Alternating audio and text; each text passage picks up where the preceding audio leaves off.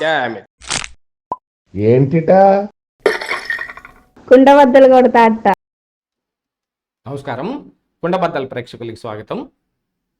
జగన్మోహన్ రెడ్డి మంచోడు కాబట్టే ఇవన్నీ ఇలా జరుగుతున్నాయి, అసలు రాష్ట్రంలో వర్షాలు కురుస్తున్నాయి అన్నట్టుగా మొన్న జగన్మోహన్ రెడ్డి ప్రెస్ మీట్ నడిచింది. దాని మీద వైసీపీ నాయకులు కార్యకర్తలే ఇంటర్నల్గా ట్రోలింగ్ చేస్తున్నారు. అన్న చాలా మంచోడు, అందుకే వైసీపీని అందులో ఉన్నందుకు మమ్మల్ని కలిపి ముంచేశాడు అని. నిజంగా ఈ రోజున పరిస్థితి అలాగనే ఉంది. జగన్మోహన్ రెడ్డి ఆ ప్రెస్ మీట్ పెట్టక ముందు వరకు బాగానే ఉంది.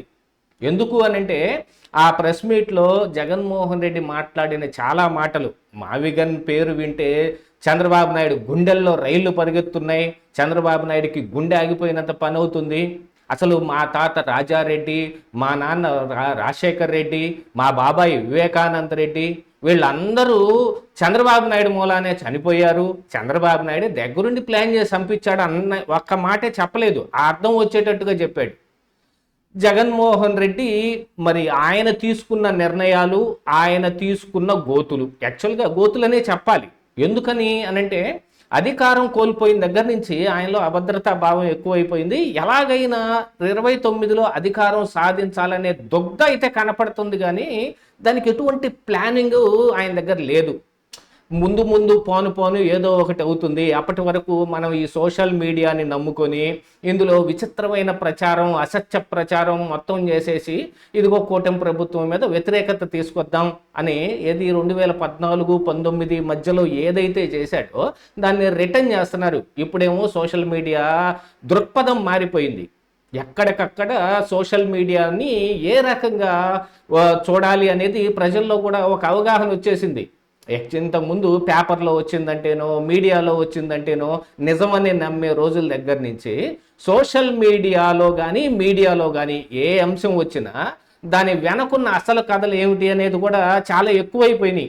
ఒకళ్ళు ఒక మాట చెబితే దానికి 100 రకాలైన విచిత్రమైన కారణాలు వేరే వాళ్ళు చెప్పేవాళ్ళు కూడా తయారైపోయారు. ఎన్కౌంటర్లు బాగా ఎక్కువైపోయినాయి. దీంతో ట్రోలింగ్ మ్యాటర్ బాగా ఎక్కువైపోయింది. జగన్ ప్రెస్ మీట్ అంటేనే అది ఒక ట్రోలింగ్ మ్యాటర్ అనే విధంగా తయారైతే ఈ రోజున వచ్చి పాత చింతకాయ పచ్చళ్ళలాగా జగన్మోహన్ రెడ్డి అదే చెబితే అసలు జగన్మోహన్ రెడ్డి ఈ విషయాన్ని చెప్పి ఇరుక్కుపోయినట్టుగా అయింది. కూటమి ప్రభుత్వం ఈ రోజుకి నిమ్మక నీరెత్తినట్టు ఉంది, కానీ యాక్చువల్గా ఆయన చెప్పిన మాటకి ఏది చంద్రబాబు నాయుడు అసెంబ్లీలో ఒక సవాల్ చేశాడు, రేపు అసెంబ్లీకి ఎలా వస్తావో నేను చూస్తాను అని చంద్రబాబు నాయుడు అన్నాడు. 2 రోజుల తర్వాత రాజశేఖర్ రెడ్డి దుర్మరణం చెందాడు. దీనికి చంద్రబాబు నాయుడికి లింక్ ఉండే అవకాశం ఉంది, ఈ రోజుకి ఏం తేలలేదు కదా అన్నాడు. మరి ఆయన అధికారంలో ఉన్నప్పుడు ఎందుకు తేల్చుకోలేదు? అధికారం ఆయన దగ్గరకు వచ్చినప్పుడు నిక్కచ్చి నిజాలు బయటకు తీయొచ్చు. ఎంత పాత కేసు అయినా సరే తీసి విచారణ చేస్తానికి సిఐడి ఉంది ఆయన చేతిలో. కానీ ఆ సిఐడిని మొత్తం ఏ రకంగా వాడాడో ఆయనకు తెలుసు కదా. మాలాంటి వాళ్ళ మీద కేసులు పెట్టడానికి, వైసీపీలో ఉన్న నాయకులకి అనుకూలంగా ఉండే విధంగా మరి టీడీపీ నాయకులను, జనసేన నాయకులను తీసుకొచ్చి మరి చిత్రహింసలు పెట్టడానికి, వైసీపీలోనే ఉంటూ జగన్కి వ్యతిరేకంగా మాట్లాడుతున్న పేరుకి మరి RRRకి కూడా మరి ఎంత సన్మానం జరిగిందో అందరం చూసాం. అలాంటి పరిస్థితుల్ని అన్నిటిని చూపించి ఈరోజు నంగనాచి కబుర్లు చెబుతూ ఉంటే ఎవరైనా నమ్ముతారా? అసలు ఎప్పుడో జరిగిపోయిన రాజశేఖర్ రెడ్డి దుర్మరణాన్ని ఇప్పుడు చంద్రబాబు నాయుడికి అంటగట్టడం వెనకున్న ఉద్దేశం ఏమిటి అనేది ఇప్పుడు నిక్కచ్చిగా తేలాల్సిన అవసరం ఉంది. కూటమి ప్రభుత్వం దాని మీద విచారణ చేయాలి కదా. ఆ మాట ఎందుకు మాట్లాడారు మీరు? దాని మీద కారణం ఏమిటి, మీకున్న ఆధారాలు ఏమిటి అని చూపించాలని అడగాలి కదా. వాళ్ళు కూడా ఒక ఎన్కౌంటర్లో చేసేసి 4 మంత్రులు, 4 టీడీపీ నాయకులు ప్రెస్ ముందుకు వచ్చేసి జగన్మోహన్ రెడ్డిని అడ్డమైన తిట్లు తిట్టేసి సరిపెట్టుకుంటున్నారు. అందుకనే జగన్మోహన్ రెడ్డి ఇంకా ఎలా మనగలుగుతున్నాడు. అదే జగన్మోహన్ రెడ్డి అయితే కనుక చంద్రబాబు నాయుడిని కనీసం ఇంట్లో నుంచి బయటకు రాకుండా గేట్లకు తాళ్లు కట్టిన వ్యక్తి జగన్మోహన్ రెడ్డి. ఆ రోజు పోలీసు వ్యవస్థని ఎంత దుర్వినియోగం చేశాడో అదందరికి కనపడతానే ఉంది. అమరావతికి చట్టబద్ధత కలుగుతున్న విషయంలో దాన్ని ఏదో రకంగా పక్కదోవ పట్టించాలనో, లేదు ఆయన వేరే ఏం కలగన్నాడో ప్రజల్ని ఇంకొక తప్పుదోవ పట్టించడానికి మావిగన్ అని పేరు చెబితే అది విపరీతంగా ట్రోల్ అయిపోయింది. అంత ట్రోలింగ్ ఇంకా మ్యాటర్ వేరే ఏదీ లేదు. జగన్మోహన్ రెడ్డికి అసలు చూసి చదవటం కూడా చేత కాదని, మరి పదాలను కూడా సరిగా పలకలేడని గతంలో అనుకునేవాళ్ళు. అది కాస్త మావిగను దాన్ని పూర్తిగా దాన్ని ఓవర్కమ్ చేసేసింది. ఇప్పుడు వైసీపీలోనే జగన్ మాట్లాడుతున్న మాటకి, ఏ పిచ్చి మాటలకి మనం ఏమి వత్తాసు పలుకుతాం, దీనికి మనం ఏమి కౌంటర్లు ఇస్తాం అనే కార్యకర్తలు తయారయ్యారు. ఇక నిన్నటి ప్రెస్ మీట్లో ఆయన చేసిన వ్యాఖ్యానాలు మొత్తానికి అయిపోయింది పో, వైసీపీ ఇంకా భూస్థాపితమే, తిరిగి 29లో గెలవటం అనేది లేదు. అమరావతిని ఏ రోజైతే మనం చంపేసి 3 రాజధానులు అన్నామో ఆ రోజే ప్రజల్లో తీవ్ర వ్యతిరేకత వచ్చింది. దాన్ని జగన్మోహన్ రెడ్డి అర్థం చేసుకోలేదు.